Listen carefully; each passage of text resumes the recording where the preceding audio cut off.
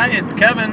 I am leaving Bloomington Normal, Illinois, on my way to Chicago to catch my flight to Portland and eventually on to Hood River later tonight to start brewing at Full Sail Brewery tomorrow. So looking forward to my cuisine internship. I'll keep you updated.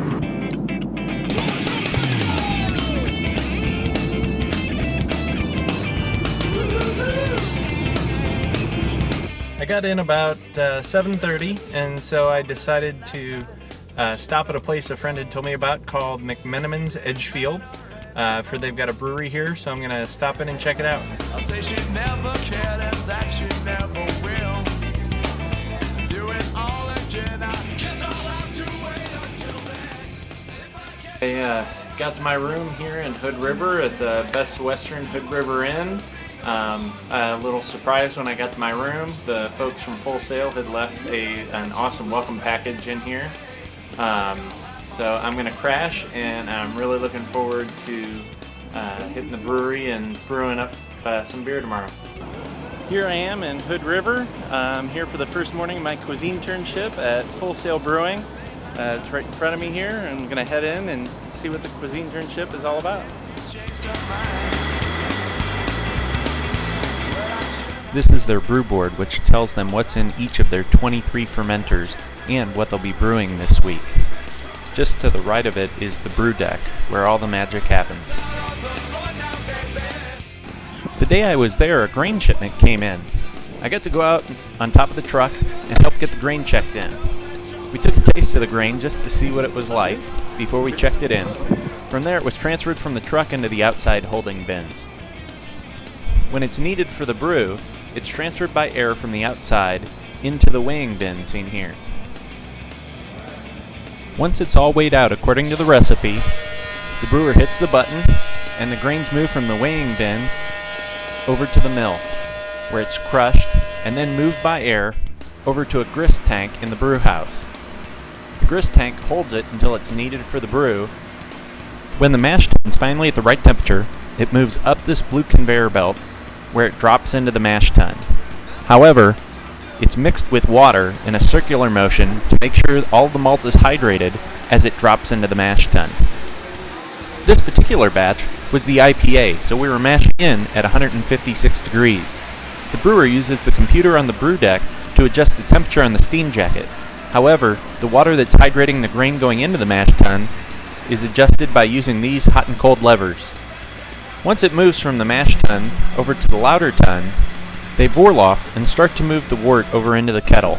The brewer has to watch this flow meter for the sparge to find out how much water is going in, as well as monitor temperature and adjust manually the hot and cold temperature of the sparge water.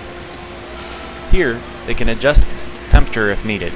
They also watch these flow meters to find out how much wort is moving over from the lauter tun into the kettle. Here, you can see the wort flowing into the kettle, as well as the steam jacket that's used to heat up the wort. It takes about 2.5 hours of sparging to fill the kettle with about 7,000 gallons of wort. They bring it up to a boil, and they use this China hat to make sure to keep the boil rolling. They use a computer to monitor the temperatures and the time that the ingredients need to be added along the way. Here, you can see me adding the finishing hops to the IPA we were brewing that day. I added about 260 pounds of pelletized hops into the boil.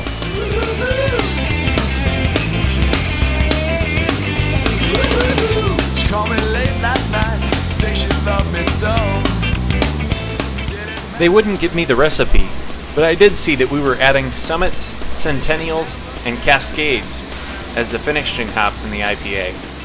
All again, I guess I'll have to wait until then. And if I get drunk, well, I'll pass out on the floor now, baby. You won't bother me no more. And if you're drinking, well, you know that you're my friend, and I'll say, I think I'll have myself a beer.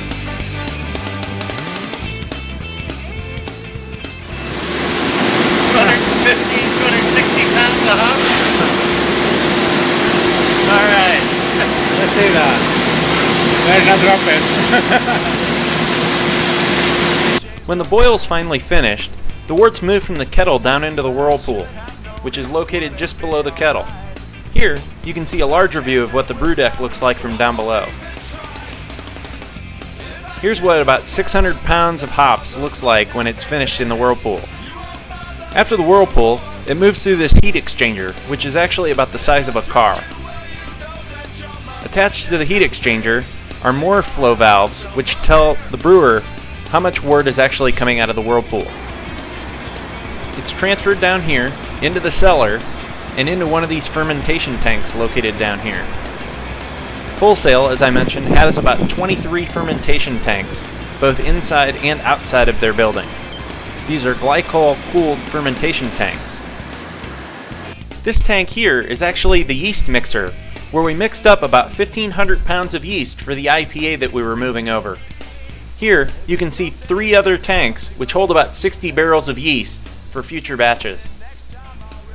Once we transferred the yeast over into the fermentation tank, we used these pumps to pump over the wort that was going through the cooler into the fermentation tank seen here.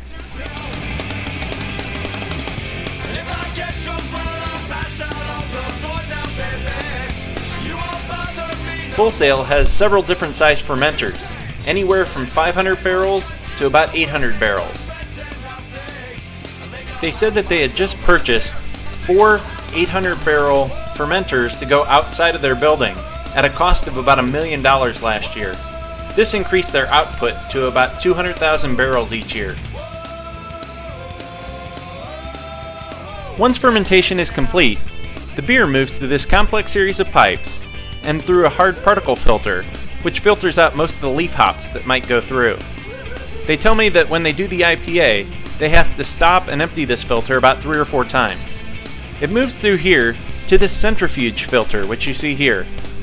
This actually spins at a high rate of speed and knocks particles out so that what comes out of it is clear beer. It's controlled by this control panel, which monitors how much beer is going through, which, as you can see here, is about 3 to 4 barrels a minute. Before it goes over to the centrifuge filter, it actually goes through this network of pipes, which monitors CO2 in the beer. Once it goes through the centrifuge filter, it moves over into these 650-barrel bright tanks, which hold the beer until it's ready for bottling or kegging. They constantly measure the CO2 levels in these bright tanks so that they have natural carbonation in their beer. They also have an extremely large keg cooler and hop storage area. In here, you can see where they keep their kegs cold for the restaurant upstairs, as well as the rest of the kegs before shipping. On the shelves, you can see the huge number of pallets of hops that they keep on hand, as well as some of the vintage beers. Here, they keep a sample of every single bottle that comes off the line for at least 6 months. They also have some barrels that they're keeping cold, as well as some vintage beers for different beer festivals. Full Sail also has a lab on site which staffs 3 people, where they measure everything from oxygen in the beer to how it ages in the bottle. Here you can see where they measure bacteria and samples of wort. They also have some very cool machines. This is called the beeralyzer. You put in a few drops of beer and it measures everything from alcohol content to IBUs. It was a wonderful 2 days brewing in Hood River, but the next day I headed to Portland to brew at their 20-barrel brew house there. It was another gorgeous drive back up the gorge where I passed Multnomah Falls, one of the most scenic spots in all of Oregon. Jamie, the brewmaster at Full Sail, actually drives this route from Portland to Hood River every Monday and Tuesday. Full Sail River Place is actually only about an 800 square foot brew house. Again, it's 20 barrels, and here you can see their mash tun, brew kettle, whirlpool, 3 fermentation tanks, and a bright tank. We were brewing a Belgian double that day, and as you can see, the mash barely fit in the mash tun. One of the coolest features of the brew house was that after we were finished lautering, we actually had to pour the mash tun out to get the grain out of it. I jumped in and helped out wherever I could, even hopping into the mash tun and scrubbing it out. That evening was the Brewmasters Dinner, an event for the brewmasters and brewers from the 81 breweries participating in the Oregon Brewers Festival. I got a chance to hang out with the Widmer brothers, Kurt and Rob, and Jamie Emerson, Full Sail brewmaster, and CEO Irene Fermat, as well as Bridgeport brewmaster Carl Ockard, Jamie Floyd, Ninkassi's brewmaster, and the brewmasters from Widmer and Deschutes. The next morning was the Oregon Brewers Festival Brunch and Parade, where we marched through the streets of Portland, stopped at City Hall to pick up the mayor, along with the ceremonial first keg, which he tapped at the event. Ceremonial ballot for the 2010 Oregon Brewers Festival to Mayor Sam Adams. Yes, you heard that correctly. The mayor of Portland is named Sam Adams. I'm privileged to be the mayor of Birvana. We're an innovative place. We're a place that's good for the environment, and we're a place that's committed to quality and having fun. And that's a great part of what this industry is about. So I'm pleased to try not to break them out this year as I tap. Thank you.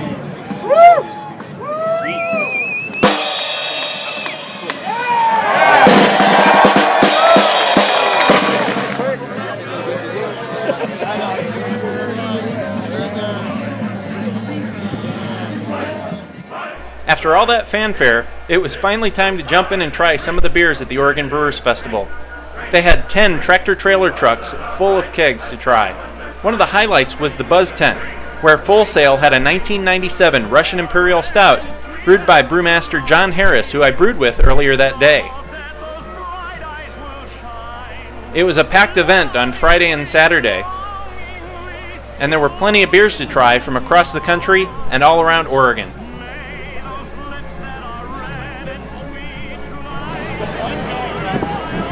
On Saturday, it got a little crowded, so I headed over to take the tour of Widmer Brewery. They have a 250-barrel brew house.